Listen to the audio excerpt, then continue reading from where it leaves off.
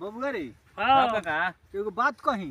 हाँ रुक बोलो। जा रहे रुको नहीं हैं? चाचा एगो बात कहत रहे सब केहू बात सुनो चाचा के ठीक बा। बोलो कह काका चाचा चौकुआ पहनी तो ढेर लोग घेर ले रहलो।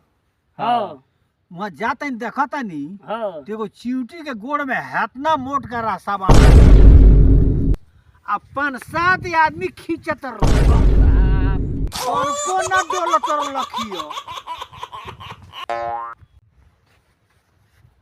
तू कल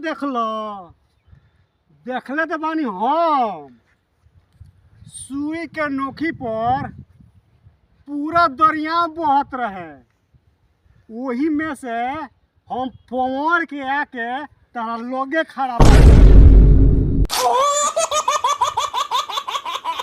तू का हम ला जानता रहो हमरा की है कंस के मेला में आई रहे हाथी आ वही है हथिया सारा दरियाओं के पानी पी गई आ वही से पूरा यार बालुए बालू नजर आवता। है रे लावरा लड़ जानतनी हो अपना आँख से अपना नाक से सूंघल जानतनी।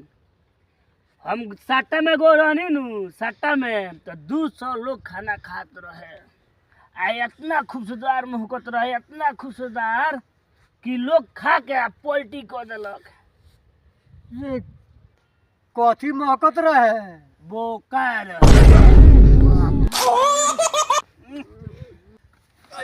हटा सा साला तो हनी के कल्याण हमार जानता रहा जाना तो नहीं हम ते कथी ये कथी जानतनी। जानता रही गई रही एगो गांव में हाँ आ ओजा दूगो कुहार रहसन हाँ आ उ दुनु बनावत रहसन घइली हाँ वो फुटले आ एगो का पेनिए ना आ फुटलका में बनत रहे खीर आ ओई में हम खाक बनी साले देखो। है रे साला